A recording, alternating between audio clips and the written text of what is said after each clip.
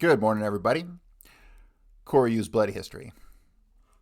So, we're going to pick up today right where we left off with the Garrison-Sprague document. They're talking about Grady Durham. So, let me just start right here with Garrison. There's a little overlap from the last one, but I want to make sure everyone's caught up to a degree. Garrison says, in other words, I think you have one structure involved. You have the power, the military power apparatus of the U.S. government. So you're going to have different intelligence agencies, different armed forces representation. What you really end up with is U.S. government. U.S. government in the sense of that part of the government which is interested in, which is in control, and is pushing towards a Pax Americana and more adventures in Asia. Grady Durham, an organizer of Friends for Democratic Cuba, now works for the U.S. government in Washington, D.C. Grady Durham does. Yeah, Grady Durham, when he was hired, had been a fugitive from New Orleans since before the assassination because he skipped out with about $35,000. That's what I thought. Now he's working for the government? Yeah, sure. He's in the phone book. Lieutenant Colonel Grady Durham. In the Washington phone book, and somebody got him money to pay all the complainants back, and because they were trying to locate him for ages. We didn't know where he was. Turns out he's working for the government in Washington, D.C. They not only don't mind the $35,000 he went south with, somebody is helping him to pay it off. As a matter of fact, talking about it now, I wrote the FBI and asked them to locate him. You didn't hear back on that, did you? No, I didn't. They probably sent him a copy of your letter saying, where are you? I think I wrote the U.S. attorney here and asked them to charge Grady Durham with crossing state lines in order to avoid prosecution. Unlawful flight. Yeah, I did that, and we never heard anything. Apparently, they couldn't stand it any longer, so a lawyer representing him came from Washington, and they started out payments of complainants. But this guy that the FBI couldn't find was in Washington, D.C., working for the government. What part do you know? I don't know precisely. What's this lieutenant colonel? He was lieutenant colonel in the National Guard, like I am, but the difference is that they will give you an idea of the difference depending on what good graces you're in. Presumably, I was kicked out of the Army, but now he's a lieutenant colonel. In other words, you can't find him in the records anymore. You can't find me in the records anymore, and he's in it. Did you find Durham's home address? Yeah, he's in the phone book for Washington, D.C. Is it Washington or in Virginia? Come to think of it, I don't know precisely. I do know that we had a contact. I can't think who it was at the moment, but he's been productive help squarely in other areas, and as I recall, and he was visiting Gordon Novell several months ago, and Novell greeted him warmly, and because he was an ex-friend from New Orleans, a visitor from New Orleans, and Novell had just gotten an envelope through the mail, and he said, open it. There's $200 in there. And he said, no, I don't want to open your mail. Novell insisted on it. It was from McLean, Virginia, and he opened it. There was $200 in bills in there, and he said, I get it every week. This is the secret. This is what makes the thing work. In other words, I think the CIA and this part of the government have discovered that money means more to Americans than anything else in the world. More than their mothers, their wives, or anything else in the world. And whom they found that, then they used it. I don't think there's ever been an intelligence agency in history before with economic resources to find this out. They were always seeing the operations, and the British had to be efficient and account for everything. But here they've used the money to prostitute ordinary citizens, to change them into people who can't testify to the truth. And where it doesn't work, they kill them. I was going to ask you, what firms did Durham owe money to? That could have been clandestine funds that he was supposed to pay back if, and for some reason, they cut off that operation. If it was clients ostensibly, but it might be worthwhile to go through all the files and see. Oh, he's an attorney? Yeah, he was the first cousin of Governor Jimmy Davis. Jimmy Davis made a lot of money while he was governor in the Louisiana tradition. Durham should have too, but he got into some kind of trouble. Did you ever hear of a lawyer here by the name of Sol Fine? Yes, a labor lawyer. Do you know anything about him? No, except that he used to call me all the time and wanted to have lunch. He accepted $15,000 from your friend Parton in bribes and was never prosecuted because to do so would have weakened Parton's credibility even further. Where did he accept it? Right here in New Orleans. Oh, really? Yeah, for fixing 5 different... You see, there's organized crime here, and then everyone laughs. You're making me blush, said Garrison. When did that happen? I never heard of it. This happened sometime prior to 1964 when they recruited Parton. They were trying to recruit Sol Fine to do some undercover work in the Hoffa case. And they were also trying to get Parton, but they got Parton. They had to let Fine off. He never did. It's funny, no information about that reached me. I asked Louis LaCour last year when I saw him when he was going to prosecute Sol Fine. He said, I don't think we'll ever get around to that. We didn't quite have enough evidence. The reason is that they're busy on another project right now. Intelligence of Internal Revenue is busy examining me. Don't talk to me about that because you're talking to the wrong man. They've done me up through 1967. I wouldn't mind if they, when they came in with this approach, but we have to warn you that you may be charged with a crime and so forth, and started to set up their machinery to record my answers is when was this? That's when you quit answering questions. I wouldn't answer the first question. Don't give them the first answer. I said, well, look, we're in the business of prosecuting defendants, and this is the first thing we tell them, and they tell them they give us any information, we could use it to convict them. And you expect me to give information after you've just told me that you may be charging me with a crime? I said, I'm not going to give you any information of any kind. And they said, well, won't you give us authorization to check your bank accounts? I know the bank does that anyway. I said, I'm not giving you anything. So they left. He had an umbrella in one hand and his big tape recorder in the other, and I haven't seen him since. He's been around to everybody in New Orleans about you because third parties can be forced into whatever testimony they got. Garrison says, oh, he's been all over for sure. And the only feedback we've had is one of the new lawyers that we had who had just finished law school, was an employee of the IRS at the time, mentioned to a member of the staff, Jim Alcock, who, two men, you have IRS intelligence man and a local internal revenue agent. Special agents are, he said he doesn't know what the special agent's opinion is, but said that the other one has openly stated that they may have to give back some money. I told them when they left that they would be giving me money because I used the short forms. They gave me money back too. Can you imagine them conducting an intelligence investigation of a man who uses the short form and pays too much? Isn't that unbelievable?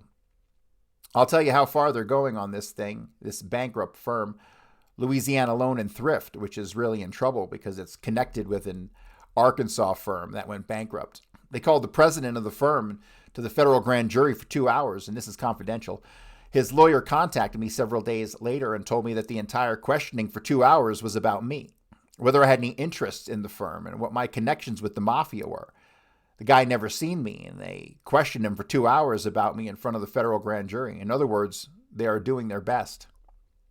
Boxley says, they put the word out in town that you had 12,000 shares. This I heard in a barbershop in Fontainebleau when I came back from the last trip to Texas. Then I've read somewhere I have $27,000 worth that they are working on or something. There's a cab driver that supports you, Jim. We rode in with him. Good. Well, I'm glad somebody does. That's hilarious.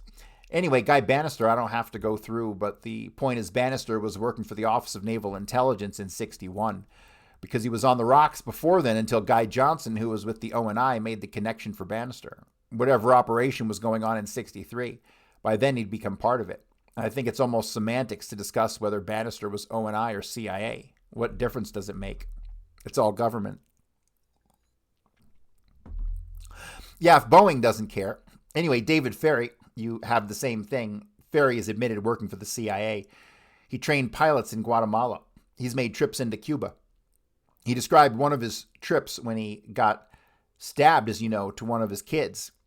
In his autopsy, I sent Lou over, and I'm sure enough he's got a big scar on his belly. So he's Central Intelligence Agency contract employee. We checked his bank account, and for the first week of November 1963, this with no businesses, deposited $7,000 in the bank. When was that? The first week? First 8 or 9 days of November 63. He's getting cushion money. And he was continuing to get money, as probably all these people are, as late as January 67, because by then we had an undercover man on him. The kid we got to start hanging around with him and giving us regular reports, and money was delivered to Ferrie out at the airport in a car without a license. Underneath the seat of the car was a big brown envelope with cash in it. That's a standard intelligence delivery of money. In other words, you don't have, without a license plate.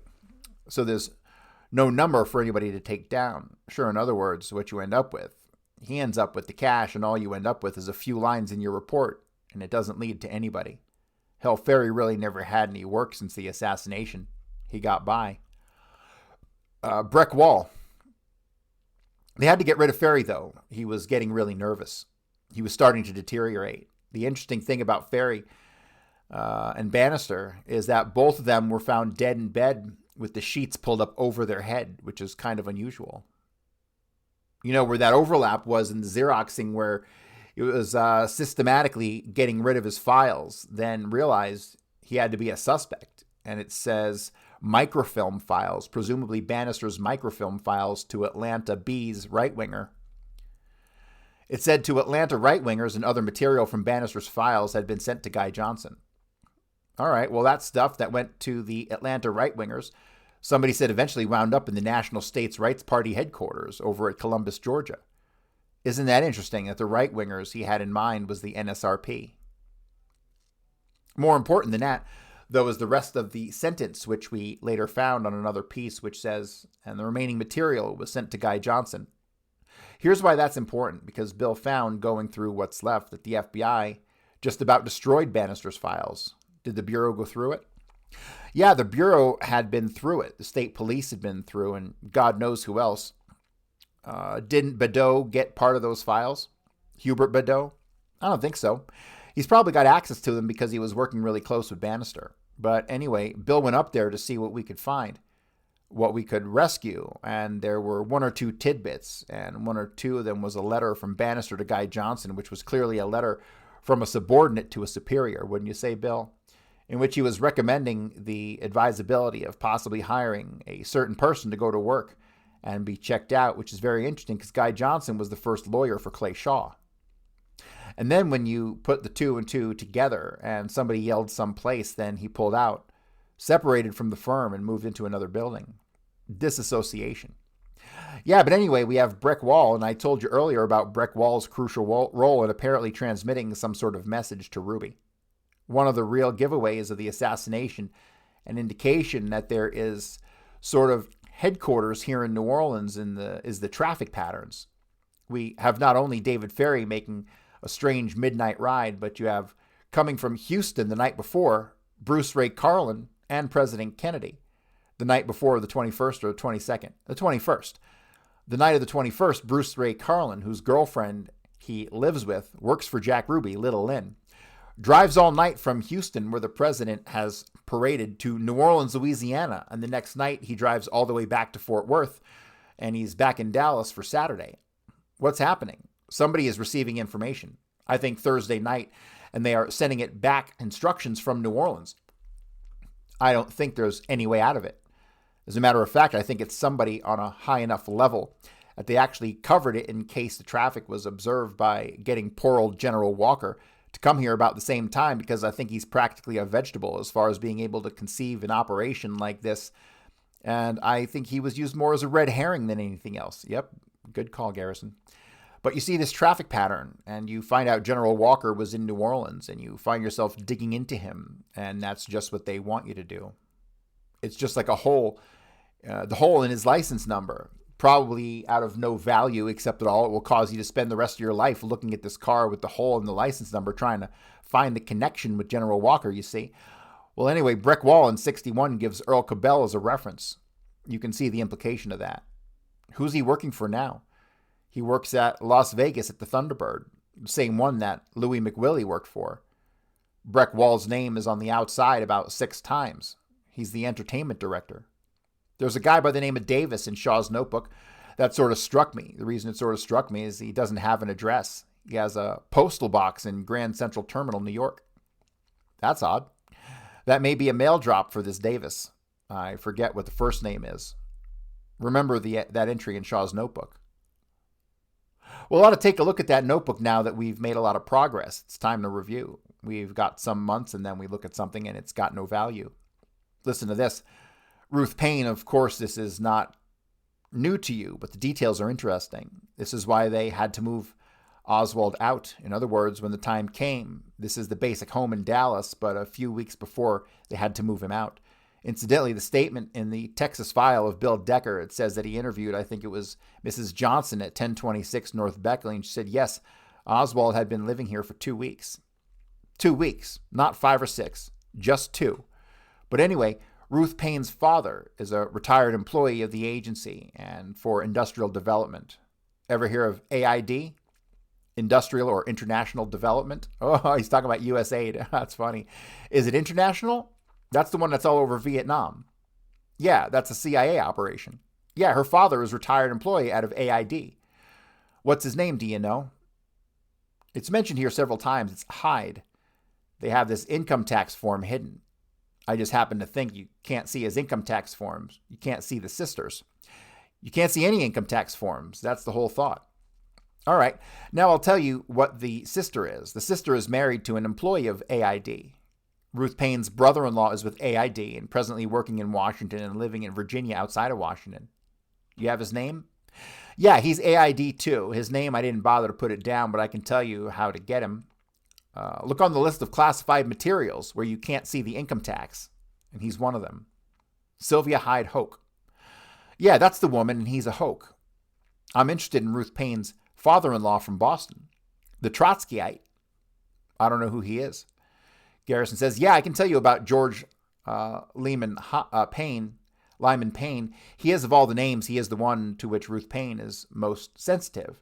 Ruth Paine was very cool until I came into the grand jury room and started questioning her, and she almost broke down and cried and had to stop several times and have water, meaning from comparable experiences that she was concealing something and able to do it effectively, but that I represented in her mind authority. In other words, the guy who knew. Not the physical me so much, but the symbol. Something like a child would with authority. She almost went to pieces. After guys in the research chat, if you can pull this Garrison interview of Ruth Paine, I'd really appreciate it. Afterwards, I talked to her for several hours in my office, and I showed her pictures of Jack Kennedy, and she started crying. And that's the interesting thing, because it was very apparent, and I know a lot of critics probably don't agree with me. It became very apparent to me that this woman was used. In other words, that she was jacked into the corner, and the best she could do was scramble out of the river to save herself. In other words, they didn't have to give her anything. She wouldn't have done it.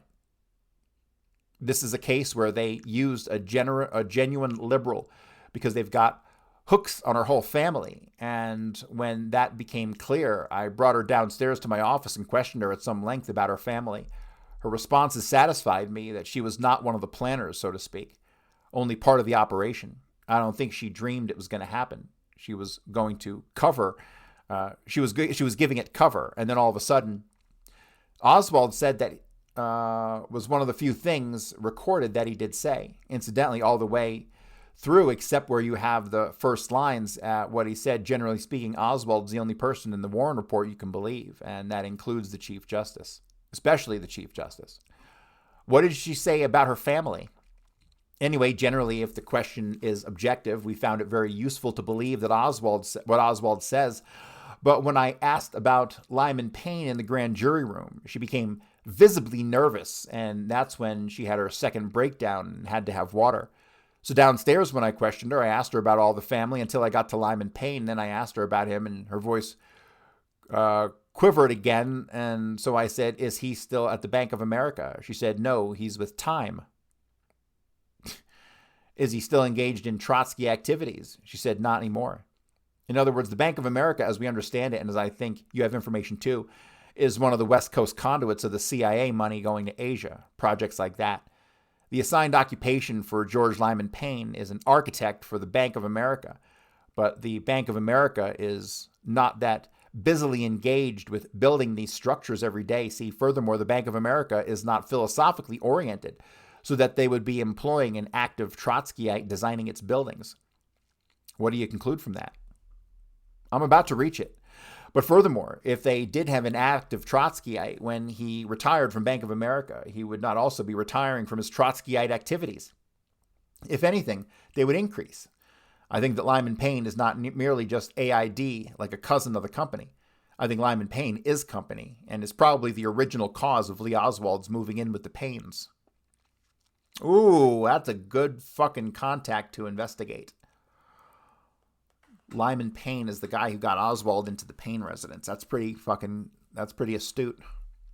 Lyman Payne was in Los Angeles when Lee Oswald made out his passport. When he was stationed at El Toro, he made his passport out on September 9th, I think it was. And that's what Lyman Payne was, CIA man in Los Angeles then. He had some contact with Oswald. Perhaps he was a case officer. Perhaps he was an instructor in philosophy of communism. Remember, Oswald had his initial training in Russian at Atsugi. Oh, that's up in the air. That's maybe where Oswald picked up all his rhetoric. That's what I'm saying, because we know he had instruction at Atsugi in Russian. Because at El Toro, he's taking a Russian exam. Oh, so he's making an assumption here. In the Folsom testimony, which is a very significant statement that nobody follows it up, and two people, Marina and this Gregory. Marina said that he spoke Russian with a little Baltic accent, and Gregory says with a Polish accent. Now, you don't get out of Berlitz. Now, you don't get that out of Berlitz. You don't pick up an accent in a foreign language by studying it in your own language like the Warren Commission says. When you question Kerry Thornley, you find out that he speaks Spanish like a Mexican native. And I asked him where he learned to speak Spanish, and he said, I learned it at college. He only spent 1 year in college. And we've learned from the French intelligence that from the contact they had in Japan, that at Atsugi, they all taught were Russian and Spanish. And Kerry Thornley, after his time at El Toro with Oswald, then went to Atsugi. And Nagel told me that the intelligence training center is actually 12 miles outside of Atsugi. So apparently is where Thornley learned his Spanish and Oswald learned his Russian.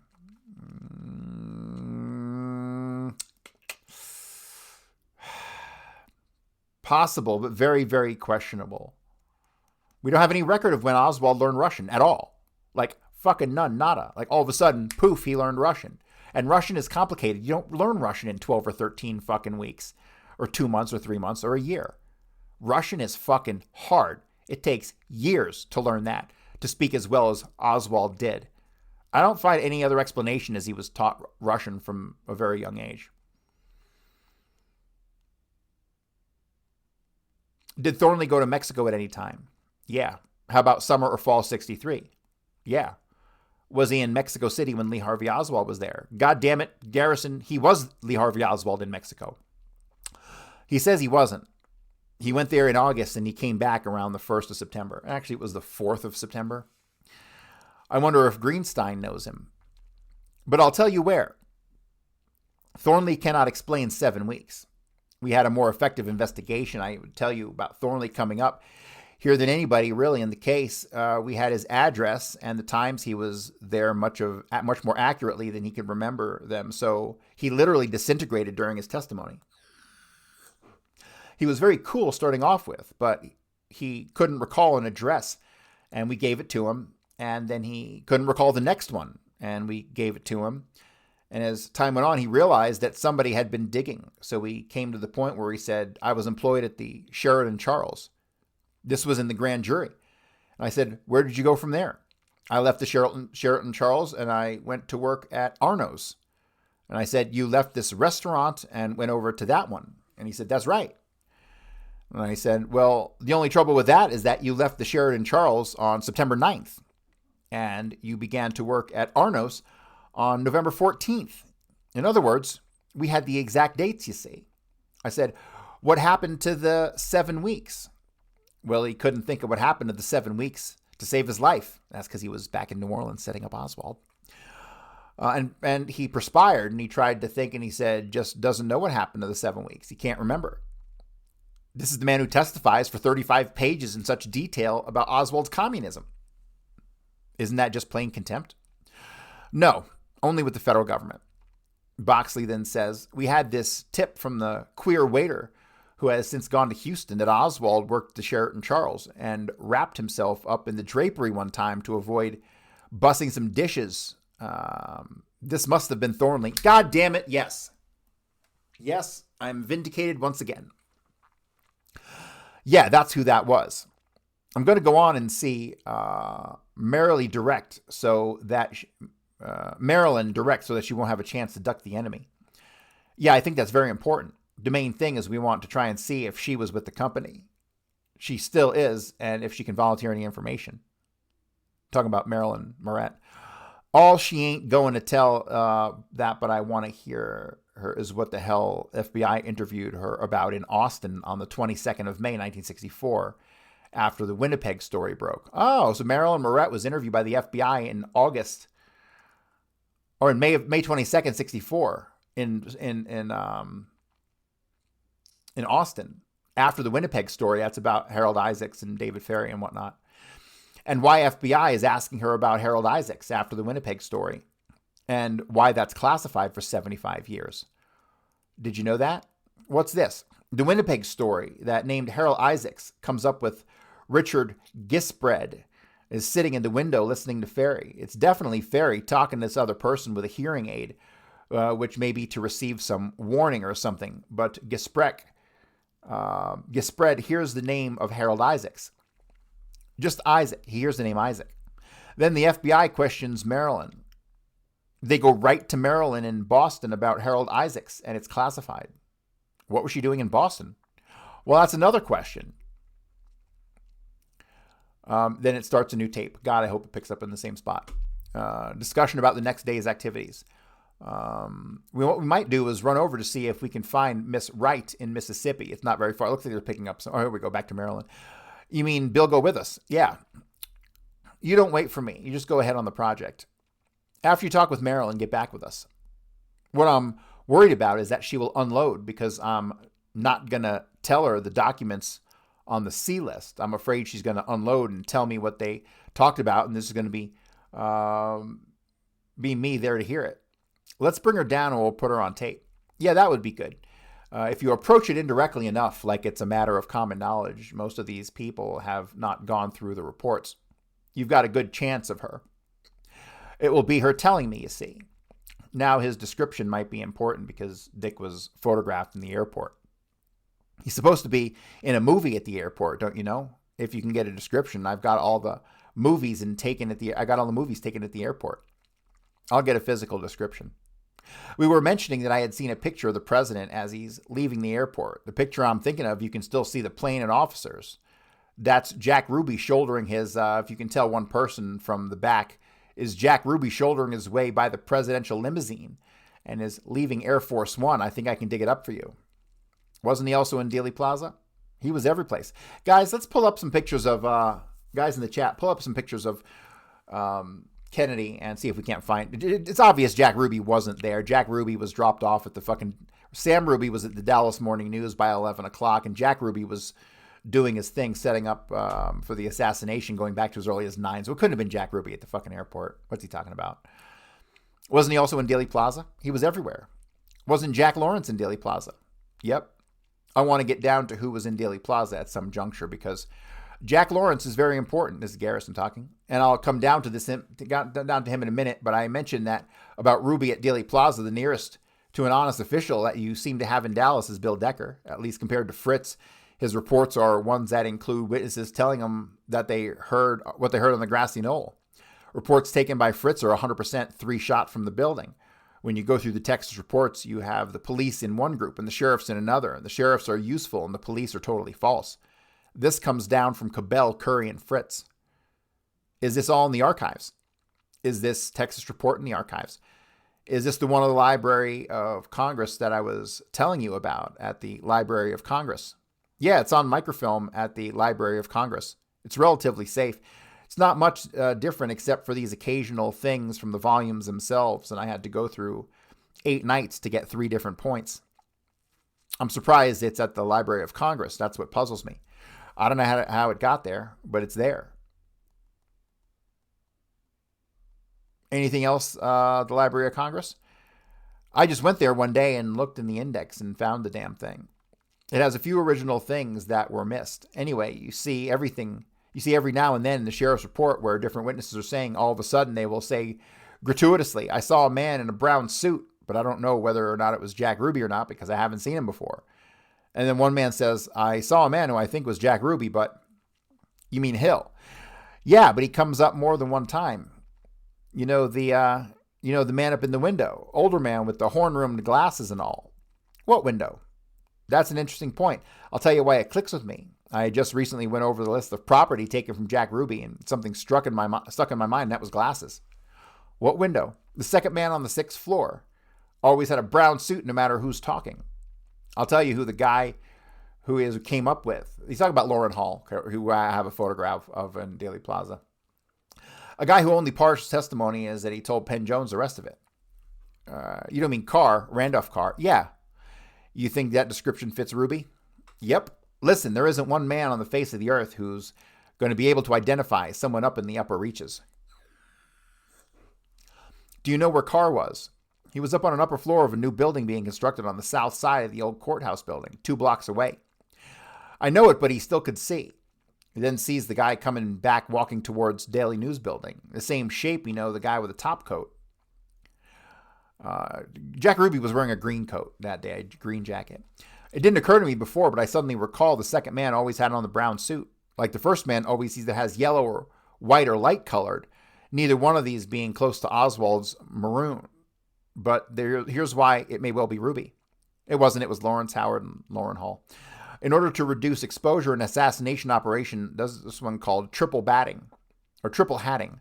In other words, the selected individuals are going to do as many things as possible in order to reduce the number of individuals in the operation. I've also said you don't have to have a grand conspiracy. Well, you have a grand conspiracy in terms of setting up Oswald and so forth, but the actual executions itself is just a handful. So you don't have that many people to deal with, but the indications of Ruby triple hatting are all over the place. He's frenetic, if there's such a thing. He's doing too many things the afternoon of the assassination, is that he's wandering around Dealey Plaza. I think it's a cleanup thing. Did he go to Parkland? He was at Parkland Hospital, and Wes Wise was there. And I think the next day doing something at Ruby's coming there, wandering from the railroad tracks. They have lost a shell, what kind of problem.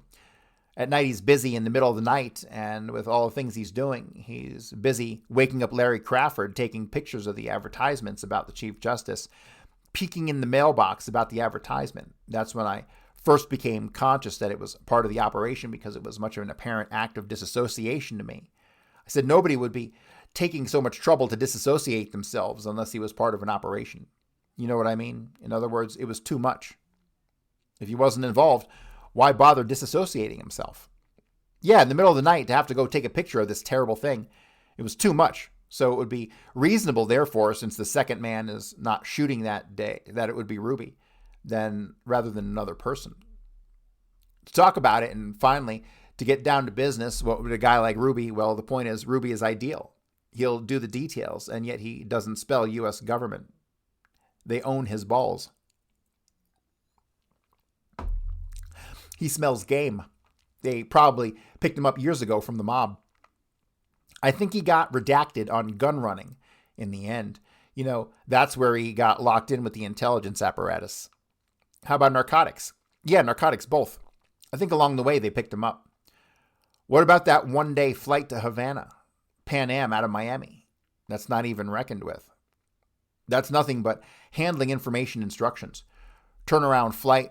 He would be the man on the 6th floor talking it out because if he is not, then they would have to hire another man there. And if he was caught there, he's always got an excuse. Ruby's the guy with access to anywhere in Dallas. He sure is. Just wandered up there to use the phone.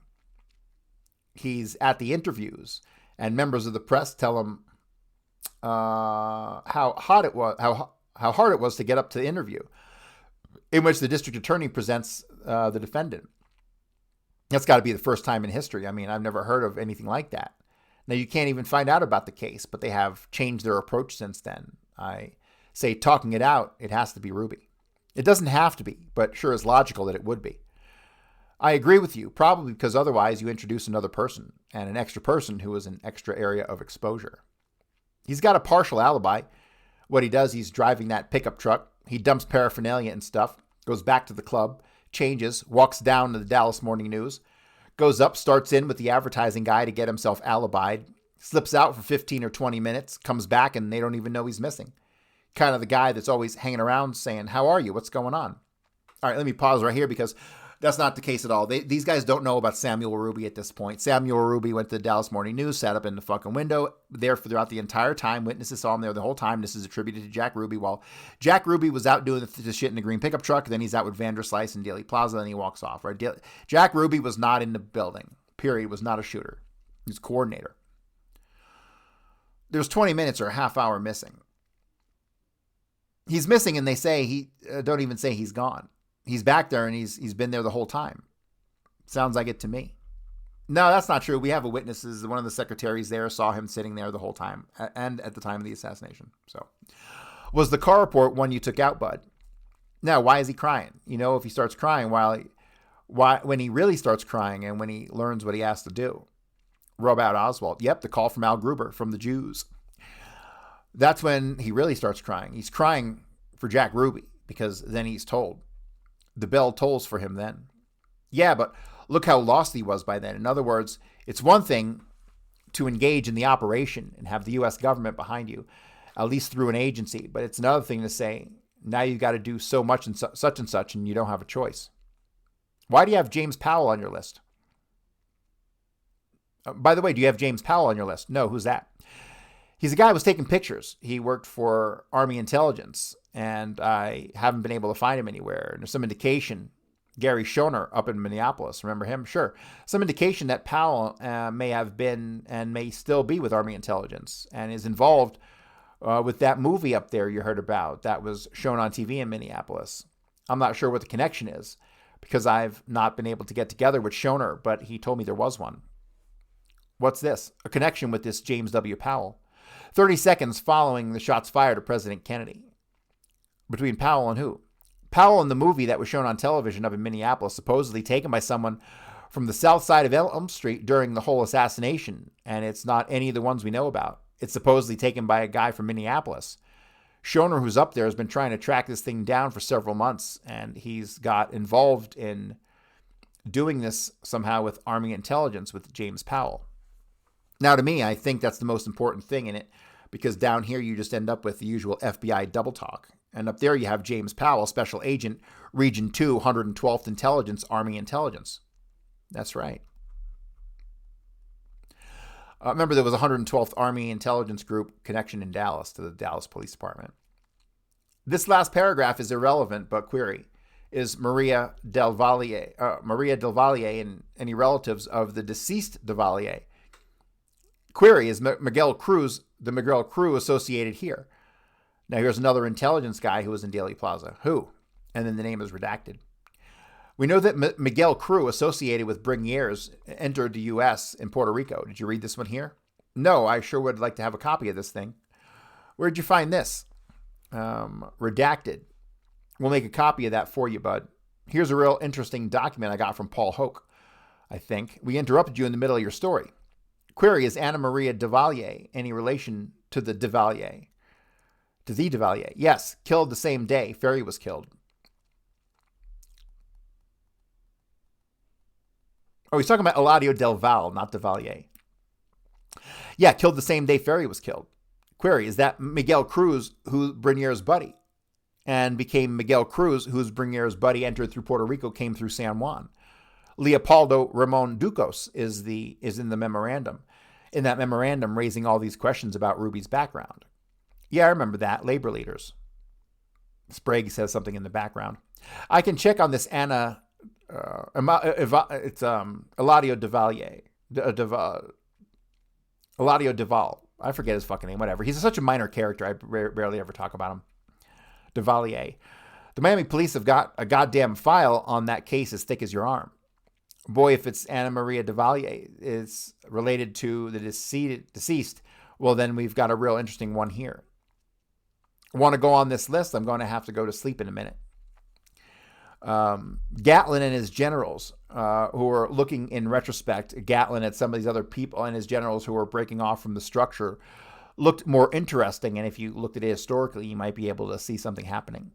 Like the German generals who tried to assassinate Hitler. Yeah, another one that just occurs to me. Who was the general who always had the hand grenade just before Gavin, the chief, was chief of staff? He broke off from the welfare state too. He was chief of staff. Ridgway. Matt Ridgway? Ridgway broke off too. That's right, he did. I just happen to think they presented to the news as if it was a disagreement on policy, but I wonder if it wasn't something more than that. I think what it is they see something developing and they don't want to be part of it, and they can't be, and they break off and present it as policy. But Gavin, that's more than policy. He's opposing the Pax Americana, and in doing so, they are also necessarily opposing the aerospace operations. We've reached a point where we bomb for the sake of bombing because we have to have bombers, and if we don't bomb, we don't need bombers. And bombs and missiles too. Did you by any chance read the Iron Mountain report? Ooh, the Iron Mountain report. Holy shit.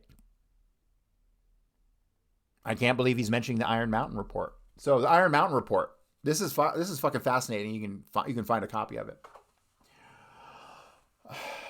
Sometime in the 50s or 60s or whenever the fuck this thing happened, a whole bunch of people who were big shots, from business, government, they put together a think tank, basically. It was the Iron Mountain group. And allegedly, this thing, after they had their meetings and they came to a conclusion and they wrote up their report, what they concluded was that peace is dangerous. We can't have peace on Earth, period. We have to have war all the time because it is just a function of the society and the world, and it is an absolute necessary piece of continuing to keep the economy and world stability going. You have to have war. You can't have peace, period. And you would think, they're continually moving forward with this idea, but that's what the Iron Mountain report found, that you can't have peace. You have to have war. So go ahead and Google that. It's an interesting read. I know that the idea, and I think that that's what it has come down to. I'm surprised that Galbraith can see so clearly and not understand or indicate what's happened to John Kennedy.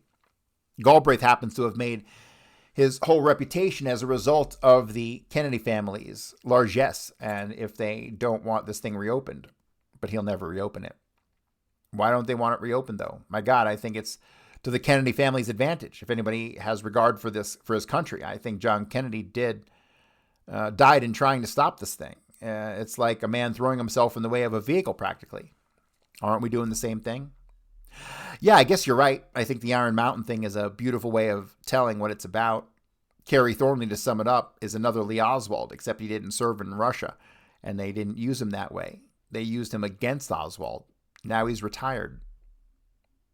What was he doing with Marina? There's no way to find out. In other words, the neighbor saw him going with Marina to the store while Lee was somewhere else. Didn't she sort of sleep around anyway? Yeah. She's an info, I think. She's kind of pretty. She's kind of pretty, though. She's very attractive. She's denied all this. I want to warn you about Dave Lipton while he's nuts, said Garrison. He thinks Thornley is innocent, and he's another one that's just out to get you because you're after Thornley. He thinks Thornley's innocent. He's working on he's a close friend of Thornley's. I don't know whether he was before, but he and Thornley's are buddy now and working on some book or article or something out in L.A.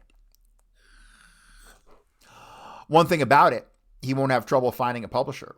All you have to do is read Nelson Delgado's testimony and 7 or 8 other enlisted men who were with Oswald and the Marines, and they have reduced those to half-page affidavits, and the general tenor of those statements is that he would never say anything against his country. He never said anything socialist. He never talked about Russia. In other words, it's one after the other. So they made them 1-page affidavits, and they have 35 pages of this man saying he was wild about communism. And then the general would say, well, didn't you try to reason with him and explain to him the virtues of capitalism? It's a little like written by H.L. Hunt. And he said, I tried, but you couldn't reason with the man. And then they come to New Orleans. Well, when you were in New Orleans, did you see him? And he said, it's a funny thing. I understand that he was in New Orleans in 1963, but I never saw him. This is Kerry Thornley they're talking about now. Perhaps we passed each other on the street and didn't recognize each other. Now Lipton says he's innocent.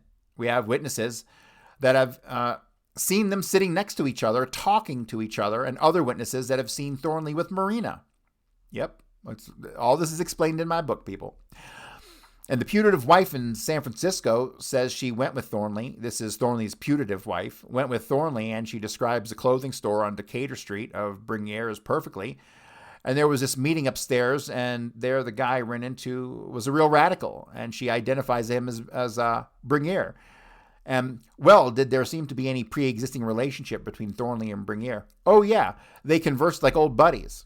Yet Thornley completely said he never went to any meeting, never knew Bernier.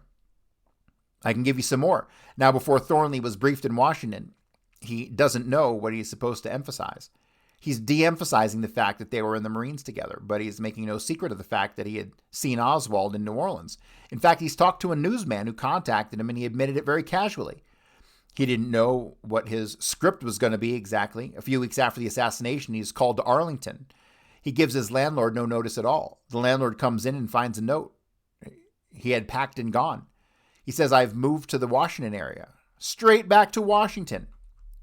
Now this, just like that, all those pieces of paper all torn up, and he's dumped them, and so the ink runs on them, but they're lying on the floor. Where does he move?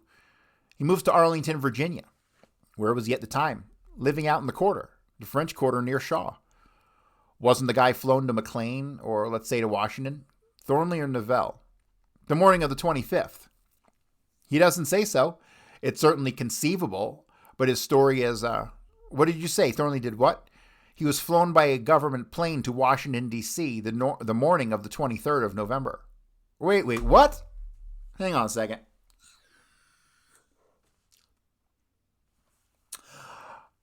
All right, this might need some clarification here. He was flown by a government plane to Washington, D.C. the morning of the 23rd of November. That's seemingly not possible, and I'll tell you why. Thornley is involved in the Tippit shooting in the Texas Theater, blah, blah, blah. We all know that. He flees back to New Orleans. Saturday, the next day, at the Alamo Motel, 2 phone calls are made, WDSU, WSHO. Those are cutouts for Kerry Thornley. So Kerry Thornley is back in New Orleans on Saturday. He goes to work Saturday night, okay, day after the assassination. Saturday night, he's working at his restaurant. And the FBI and Secret Service come and pick him up the 23rd. That night, he's interviewed there in fucking New Orleans. I don't know anything about this, him being flown on a government plane to Washington, D.C. the morning of the 23rd of November. Makes no sense. He would have just gotten back to New Orleans around that time. So, what the fuck? He was flown by government plane to Washington, D.C. the morning of the 23rd of November. That would figure. That's what we first heard, but now his story is that he went up several weeks afterwards. And all the landlord can recollect is that he thinks it was sooner than that, but he's not sure. Landlord's pretty specific on your report of it just being within a week. I can't remember where Harris got the story, but I remember it. Why shouldn't it be? Look at the controlling position that the military establishment's in. What difference does it make? They do it, and if somebody doesn't like it.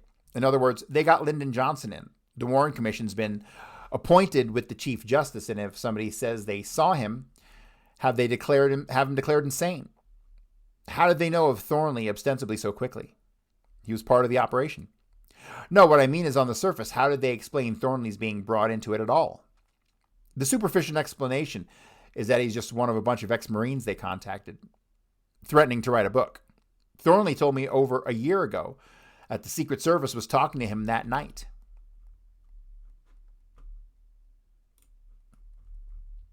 They were talking to him that night. In fact, it was kind of embarrassing to him. In other words, they were in Arnos, where he was working that night. See, that was at Saturday. That was Saturday night. They didn't talk to him till Saturday night. Thornley clarifies this in his affidavit to Garrison. That was the other part of the story. His room was ripped to shreds by a whole flock of people. So we asked him, why do you think they were talking to you so soon when you didn't know anything about it? He says, oh, there was just some rumor, somebody. That statement he had made in the afternoon, Kennedy's dead and I'm glad. Where did he make that? In the tavern. That's what the name of the tavern, the Bourbon House.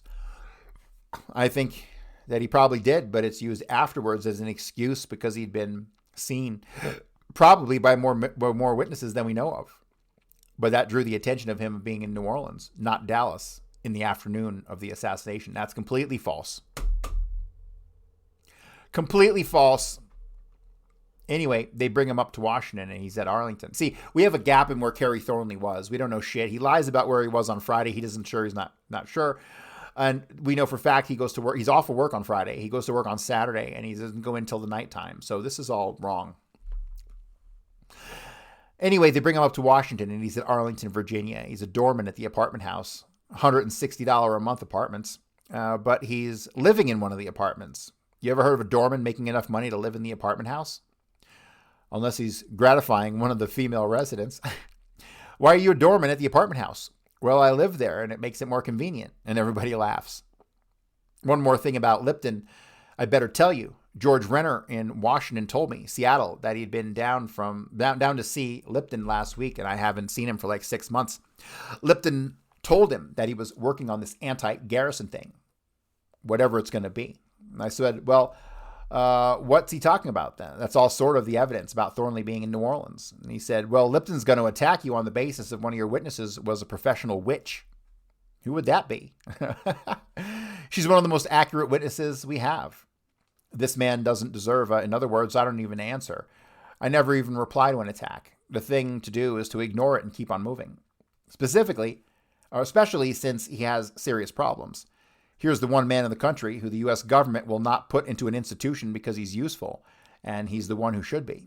Here's the major mistake of the Warren Commission, and this is such a gaping exposure that if it did not have a U.S. government in back of it, then it destroys the whole thing, and that's Buell Wesley Frazier, who just came back from a training course at Boeing Aircraft at Seattle, Washington. Who? Oh, I'm sorry, when? Just a few months ago. He's back in Dallas. You see what I mean? Oh no, that guy. All right, so yes, cliffhanger with Buell Frazier, but we're going to leave it here. Page 106 of the document. So that's it for me, guys. What am I working on? Bunch of stuff. Book will be done in about a month. It's awesome so far. It's really coming together. Audio book is going to be on Amazon here pretty soon. And I hate fucking marketing, so I'm going to shut the fuck up. And that's it for me, guys. I'll be back next time. Thanks.